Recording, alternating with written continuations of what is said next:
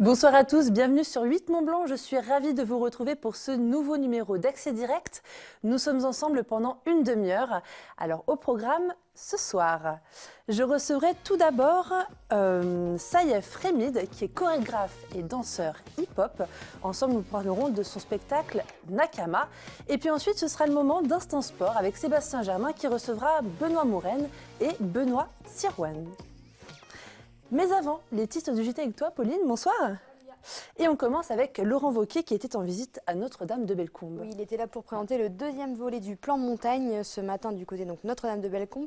Il a tenu à rappeler le soutien de la région concernant le volet immobilier. 20 millions d'euros y sont dédiés. Emmanuel Jaude était sur place. Nous ferons le point tout à l'heure dans le JT.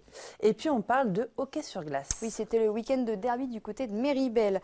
C'était Courchevel-Méribel-Pralognan qui recevait les Chevaliers du Lac d'Annecy. Un match au bout du suspense et au bout de la nuit qui a vu la victoire des Chevaliers du Lac d'Annecy. Sébastien Germain y était résumé de la rencontre tout à l'heure dans le JT. Très bien.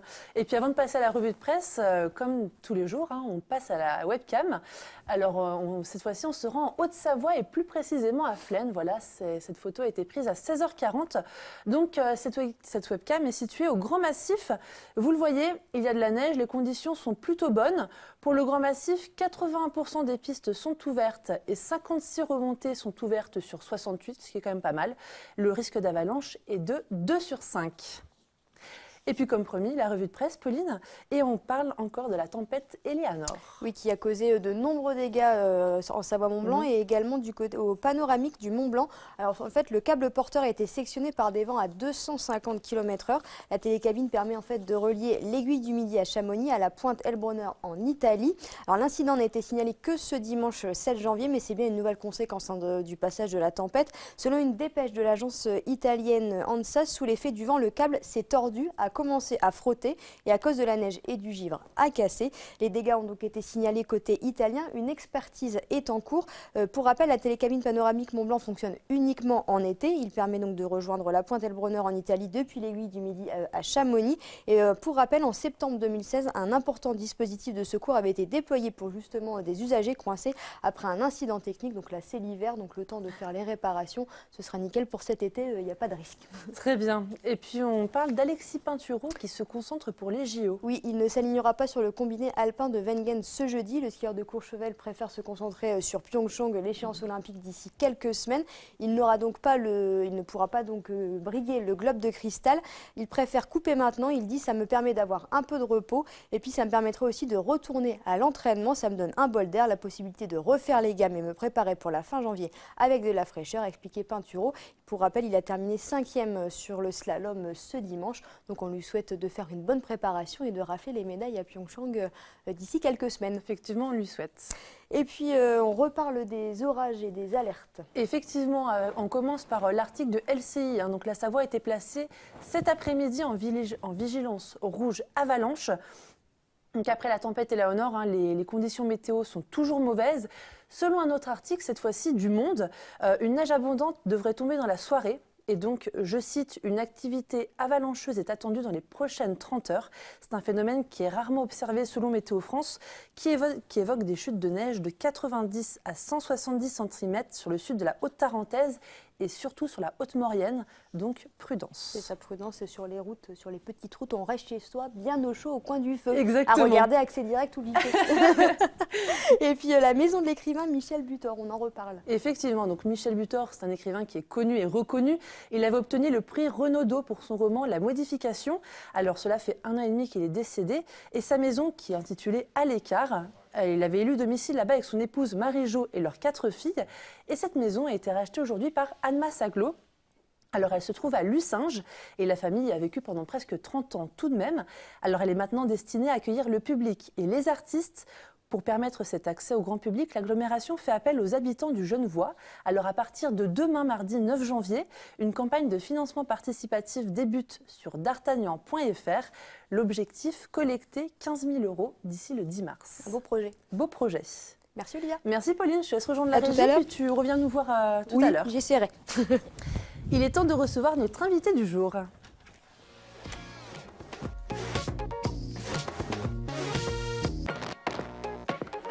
Bonjour, je reçois Saïef Remid, donc vous êtes danseur hip-hop C'est ça. chorégraphe. Exactement. Alors, vous êtes d'ailleurs le chorégraphe de la pièce Nakama, qui débute mercredi à Bonlieu Scène Nationale et toute la semaine. C'est ça.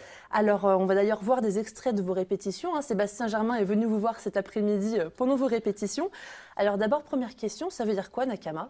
Nakama, ça veut dire compagnon. Nakama est un mot japonais qu'on traduit par en français compagnon. Et c'est l'idée de pouvoir faire avec l'autre et faire avec un collectif. Et avec les différences qui nous constituent. Mhm.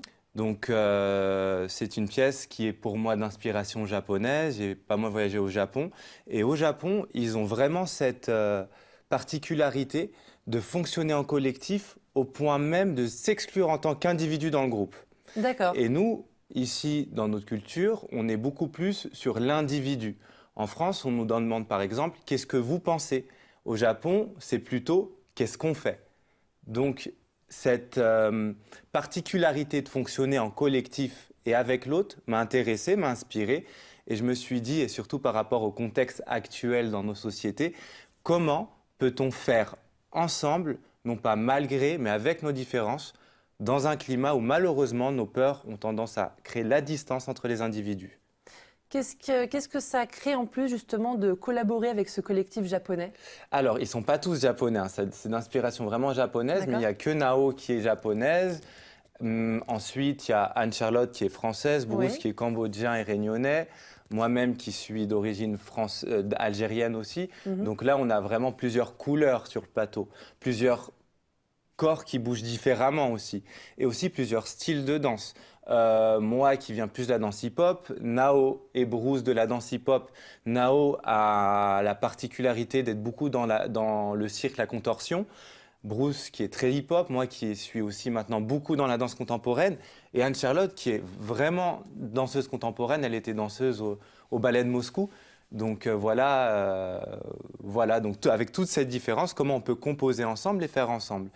Et sans avoir cette optique de marquer les différences, mais plutôt de faire en sorte que ces différences nous rapprochent et de se rendre compte que finalement, on n'a pas beaucoup de différences. Finalement, on est très proches. Les différences, elles sont très minimes finalement. On est tous humains, on a tous des choses finalement qui sont pareilles. Je voyais une interview de vous tout à l'heure, vous disiez que vous êtes animé par l'ailleurs. Oui. Ça veut dire quoi? Animé par l'ailleurs, voilà, les extraterrestres. Non, je Quelque chose plaisante. d'abstrait. Non, pas du tout. Non, l'ailleurs, en fait, je suis très curieux.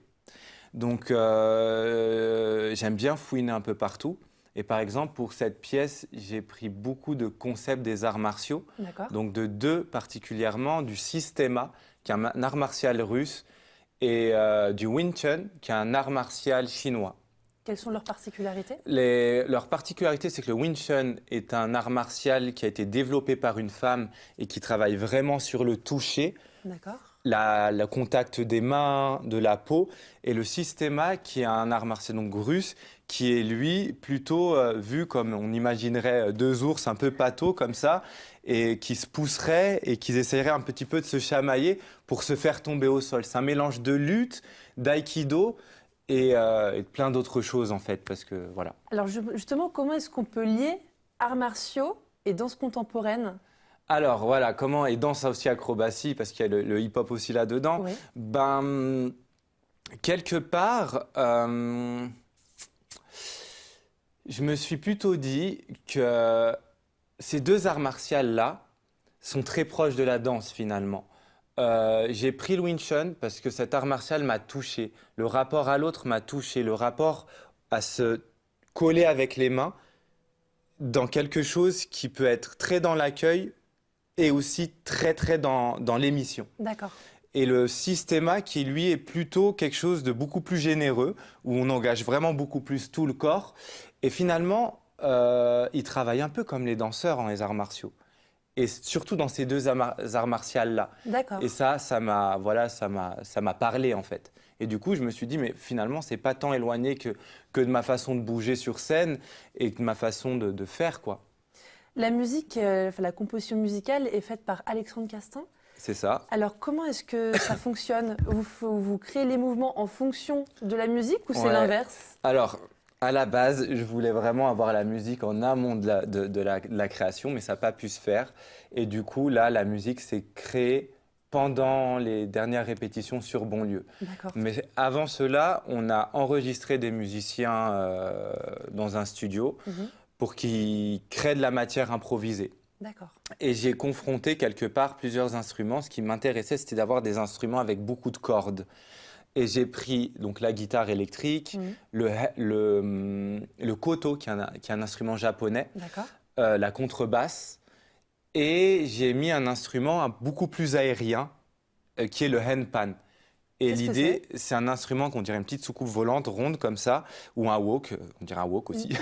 Et quand on tape dessus, ça donne un son très aérien et pas du tout un son terrien. D'accord.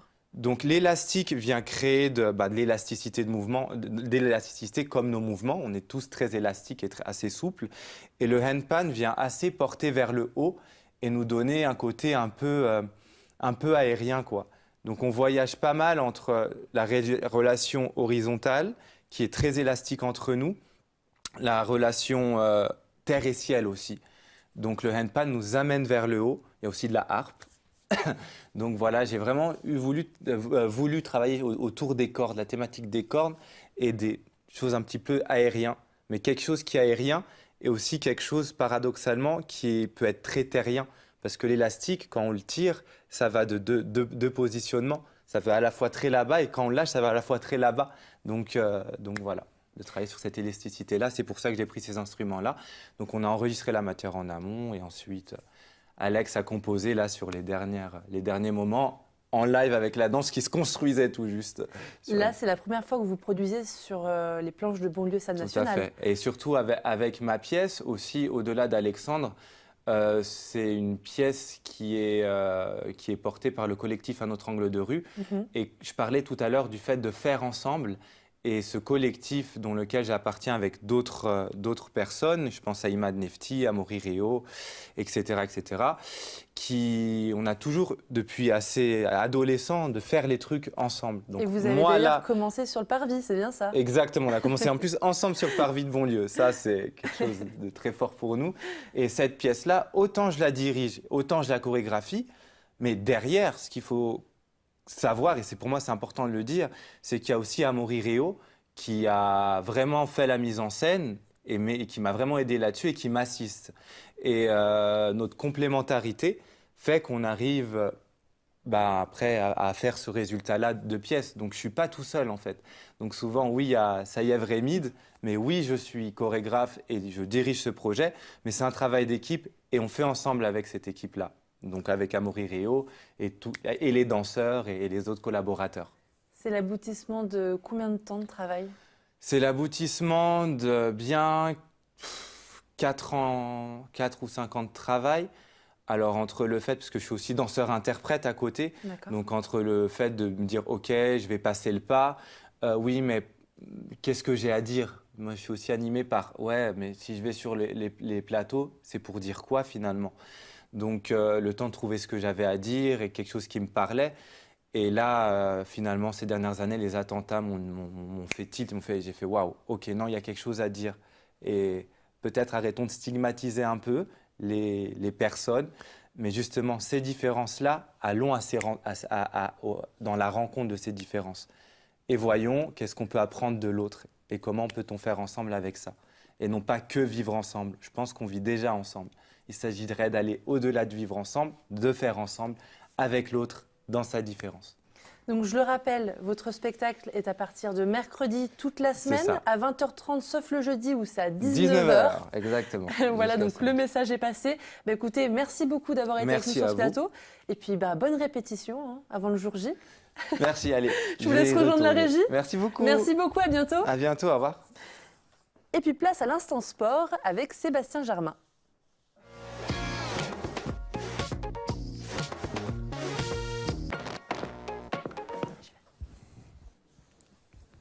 Sébastien, donc tu es avec ton premier invité. Oui, ce soir, 2 invités, 2 Benoît pour le prix d'un. Déjà un petit mot, je suis ravi de vous retrouver sur ce plateau pour une nouvelle année 2018 très intense en sport et en événements. Alors ce soir, tu l'as dit Olivia, je reçois Benoît Mouren, l'organisateur de la Glagla Race, une course de paddle qui commence à avoir une certaine renommée internationale.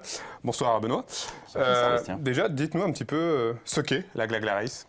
Alors, la Glagla Race, on l'entend un tout petit peu dans le nom, ça se passe en hiver, donc ça, le 20 janvier. C'est une course de stand-up paddle et qui est en passe de devenir une des plus grosses courses au monde. Donc, quelque chose qui est assez surprenant parce que déjà, le stand-up paddle, c'est plutôt un sport d'été. On voit plutôt les cocotiers, les îles, etc. Même si ça se pratique beaucoup l'été aussi sur le lac d'Annecy.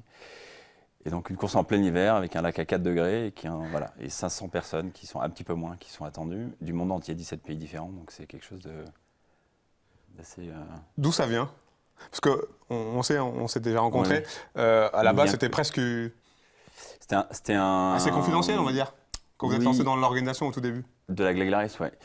En fait, vraiment au départ, je faisais donc c'était la première course en 2014 et c'était un peu les débuts sur la Lac d'Annecy, ça commençait un peu. Mais surtout, il y a très peu de gens qui en faisaient en hiver et surtout les gens étaient étonnés. Ils me disaient mais c'est dangereux, si tu tombes, qu'est-ce qui se passe? Et on me disait mais il faut pas inciter les gens à faire du stand-up paddle en hiver. Alors qu'au final, en étant bien équipé, ça se fait tout à fait. Donc c'était un peu un défi. Quand j'ai posé mon premier dossier auprès de la préfecture, je pensais qu'on ne m'autoriserait pas à faire la course. Je pensais pas. D'accord. Et donc effectivement, la première année, je l'ai fait comme ça, un peu comme un défi, un pied de nez. Et effectivement, on a eu les autorisations et il y avait 40 personnes la première année. Ouais. Il faut être sacrément courageux pour faire du paddle sur l'eau sur le lac d'Annecy à cette période d'année. J'y étais l'année dernière. On peut dire que l'eau est quand même très froide. Et surtout l'hiver dernier, il faisait vraiment début janvier, il faisait moins 12 le matin. Au moment où la course est partie, il faisait moins 7. Ah oui, quand même. C'était couvert, il y a du brouillard là, comme on voit sur les images. Donc surtout le moment de départ était un peu dur pour les gens dans le sens où on n'est pas encore en mouvement, il y a eu du brouillard, il fait froid, et les gens attendent que la course se mette en place. Ça ne peut pas partir immédiatement parce qu'il y avait 300 personnes, le temps qu'on mette tout ça en place. Voilà, il y a un petit moment qui est un peu difficile pour les gens. Et après, une fois que les gens sont partis, voilà, et quand ils arrivent, généralement, ils ont le sourire jusqu'aux oreilles. Et de tout niveau, en fait, ce qui est assez sympa aussi dans ce genre de compétition. Ouais, c'est qu'il y a plusieurs courses déjà Oui, et plusieurs niveaux. ouais. Mais on le retrouve. C'est assez rare, en fait, les courses aussi, quelque chose qui en fait un peu rare, c'est que c'est assez rare les courses qui vont mélanger du haut niveau et puis des gens pas débutants, mais il n'y a pas énormément de gens qui font de la compétition en stand-up paddle. C'est pas un sport encore très très populaire en compétition. Oui. Et ça, c'est une course qui est populaire. C'est-à-dire que des gens qui vont C'est faire ouvert à tous, quoi. une seule course dans leur vie, ça va être la Glagla Race. J'ai fait la Glagla Race, comme on pourrait dire, j'ai fait le marathon de New York, c'est un truc un peu exceptionnel. On se dit, voilà, il faut l'avoir fait une fois dans sa vie, la Glagla Race. Donc ça, c'est vraiment quelque chose qui est chouette. Alors ça fait partie de l'Alpine Lex Tour, un circuit Oui. de course de paddle que vous avez lancé. Oui, donc l'Alpine Lex Tour, c'est une dizaine de courses par an. Le principe, c'est de faire découvrir les lacs alpins. Donc France, Suisse, Italie, principalement France quand même. Et donc voilà, différents endroits. On essaie de renouveler un peu les expériences. Par exemple, là, on aura, alors c'est une exclusivité, on n'en a pas encore parlé, mais on aura au mois de mars une course dans un lac souterrain en Suisse. Donc, c'est un Génial. truc qu'on a déjà fait une fois, mais qui était une première mondiale. Donc ça sera une deuxième mondiale, on va dire. Donc voilà, on essaie de faire des choses qui sortent un peu de l'ordinaire. On a le lac de Roseland au mois d'août, qui est un lac interdit à la navigation. Donc c'est la seule fois dans l'année où on peut aller sur ce lac-là. Et pareil, on avait 150 personnes l'année dernière au mois d'août, ce qui est énorme pour un lac qui est perdu dans les montagnes au mois d'août, c'est beaucoup. Donc voilà. Vous attendez combien de rameurs pour ces 2 jours? Pour la Glagla, là on a 430 inscrits, il reste une dizaine de jours, on a 500 comme autorisation préfectorale. Donc voilà, c'est dans ces eaux-là. Olivia, une petite question? Au niveau sécurité, je suppose que c'est une grosse mise en place, surtout pour ces nouvelles courses. Alors, en fait, la sécurité, il y a un ensemble de choses qu'on fait. Alors, ça dépend effectivement des conditions météo, ça joue beaucoup. Mais, si vous voulez, c'est pas... Effectivement, il faut de la sécurité, c'est important. Mais le flow est bien canalisé, donc c'est assez facile de les suivre. Les gens sont debout, donc on les voit de loin. D'accord. Il ne faut pas avoir trop de bateaux non plus, parce qu'on va faire des vagues, on va les gêner. Donc en fait, ce qu'il faut, c'est vraiment qu'il y ait des bateaux qui gèrent chaque zone de la course, qui surveillent. Les gens ont des consignes de sécurité à respecter. Voilà. Donc si les gens sont bien équipés, respectent les consignes de sécurité, les bateaux sont bien placés, Il ne devrait pas y avoir de soucis. ça ne devrait pas y avoir de soucis. Il n'y en a pas eu pour l'instant. Il y a eu des petits incidents, mais voilà. C'est pas très dangereux, on va dire. Et moi, je me posais une question. Quelles sont les différences entre du paddle sur mer et sur lac? Alors, mer, lac, pas forcément. Ce qui va changer, c'est s'il y a des vagues ou pas. D'accord. Voilà, c'est plus ça, parce qu'une mer en Méditerranée, quand c'est très calme, c'est quasiment comme sur le lac d'Annecy. D'accord, donc il n'y a pas de... Après, il y a les vagues. Quand on est en vague, on va avoir une planche qui est beaucoup plus courte et qui est plus large. D'accord. Parce qu'en fait, il va falloir qu'elle tourne et puis qu'elle soit plus stable. Là, en fait, techniquement, ça s'appelle des planches de flat water, donc d'eau plate. Donc, c'est des planches qui peuvent être très très fines. Hein. C'est là où on retrouve les planches les plus fines, parce que plus elle est fine, plus elle va être rapide, mais moins elle va être stable. Voilà. Donc, Forcément. voilà. Donc, on a des planches. Et après, bon, on n'en a pas parlé, mais on a un des meilleurs mondiaux là, qui s'appelle Travis Grant, qui vient spécialement d'Hawaï. Là, il doit être quasiment dans l'avion. Là. C'est Alors, un gros coup, ça. Flippe complètement. Ouais. Il n'est pas habitué. Ah mais non, il n'a jamais fait. Donc là, il flippe complètement. Il s'est commandé des chaussons de, je crois, de 5 mm. Il dit que c'est sympa parce que c'est un truc qu'il n'a jamais fait. C'est un compétiteur qui est sur le circuit depuis un moment, mais voilà, on le voit à Hawaï, on le voit aux États-Unis, on le voit rarement en Europe, et puis surtout, il n'a jamais fait en plein hiver. Donc ça va être chouette. Une belle Ouais. expérience. Allez, pour se mettre en appétit, on va regarder tout de suite le teaser de cette édition 2018. Plaisir non dissimulé. Le départ, c'est assez impressionnant.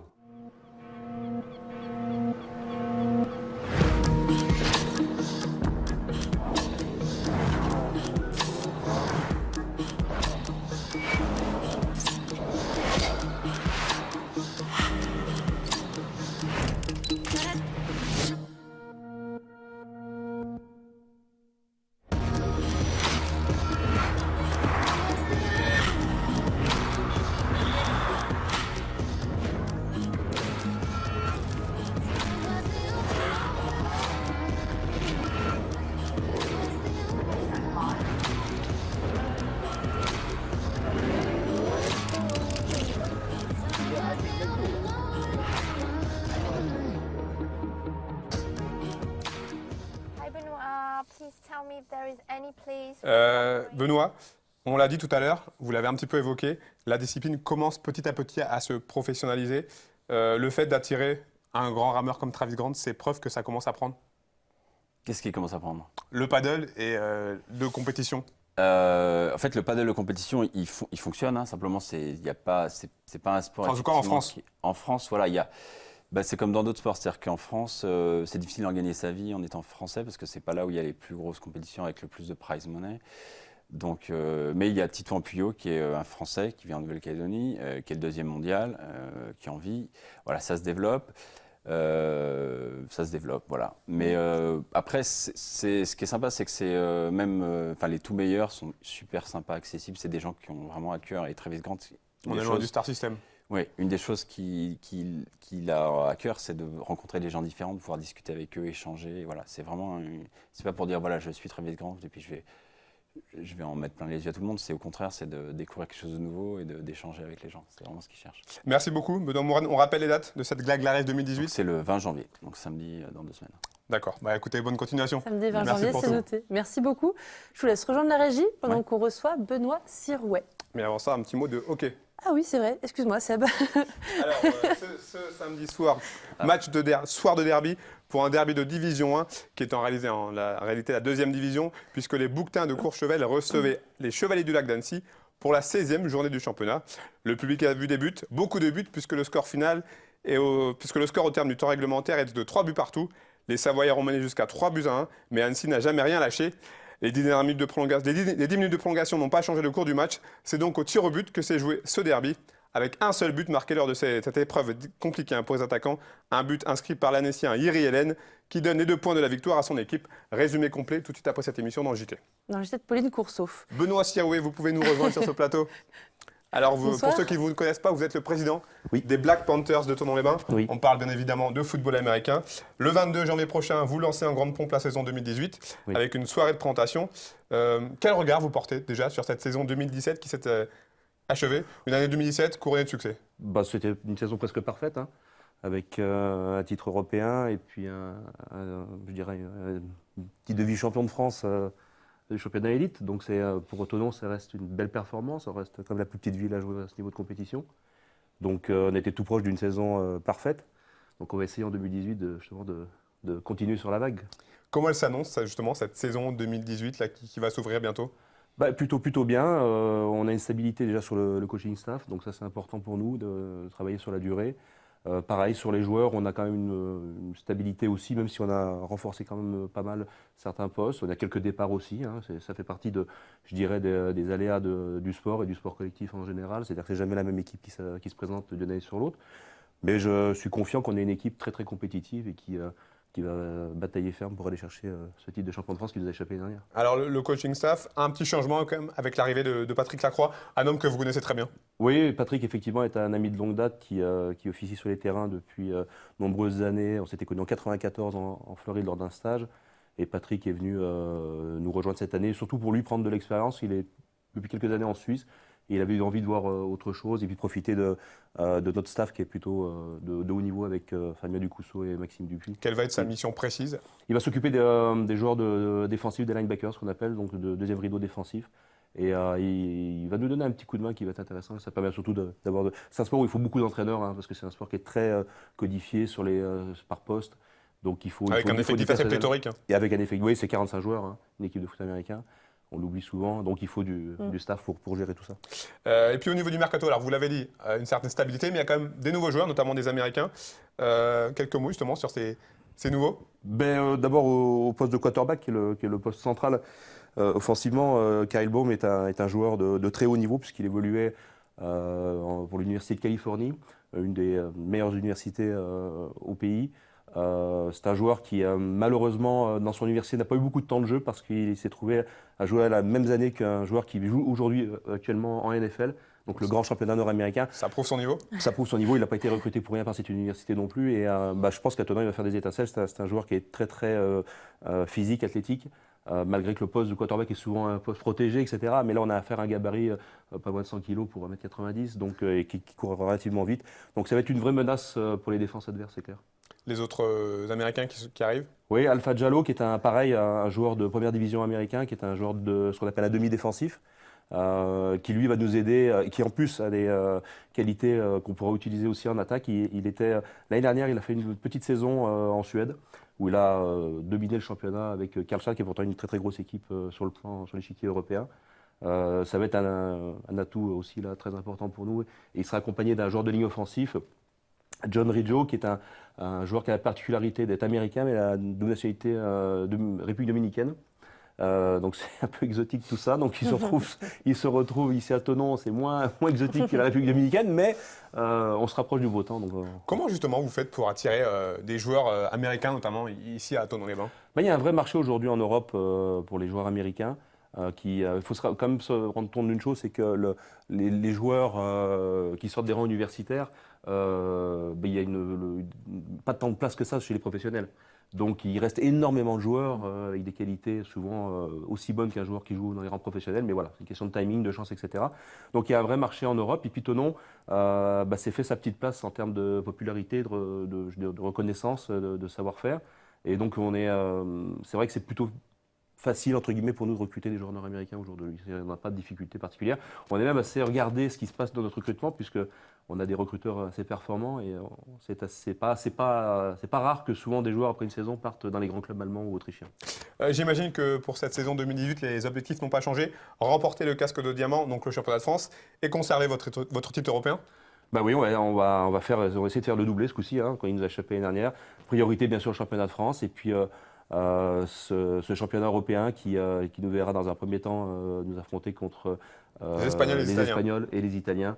Dans un second temps, à Milan, c'est jouable, hein, c'est largement jouable. On l'a fait l'année dernière et c'est encore jouable cette année. Mais je pense que le niveau sera encore un peu plus relevé que l'année dernière. Quand même. Le titre de champion de France vous échappe depuis 2014. Depuis, il y a eu 2 finales perdues. Qu'est-ce qui vous manque pour devenir la meilleure équipe de France? Qu'est-ce qui nous manque? Des fois, c'est tout simplement un petit peu de profondeur. Hein. Comme j'ai dit, Thonon reste quand même une petite ville sur l'échiquier, même si on performe depuis plus de 10 ans, on termine toujours sur le podium ou pas loin.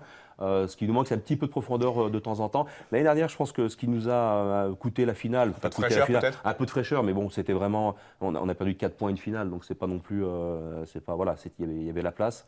On est tombé sur des bons adversaires ce jour-là qui avaient plus de repos que nous, puisque nous on a enchaîné la finale européenne le week-end d'avant.